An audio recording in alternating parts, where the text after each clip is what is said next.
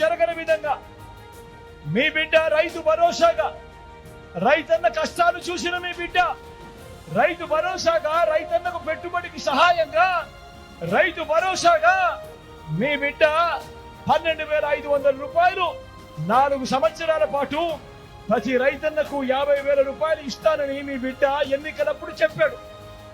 మీ బిడ్డ అధికారంలోకి వచ్చిన తర్వాత రైతన్న కష్టాలు ఎరిగిన మీ బిడ్డ 12,500 చెప్తే దాన్ని ఏకంగా 13,500 చేశాడు. 4 ఏళ్లు చెబితే మీ బిడ్డ దాన్ని 5 సంవత్సరాలు చేశాడు. చేసి 50,000 ఇస్తానని చెప్పిన మీ బిడ్డ ఏకంగా 67,500 ఇచ్చాడు ఈ 5 సంవత్సరాలలో. తేడా గమనించమని చెప్పి కోరుతా ఉన్నా.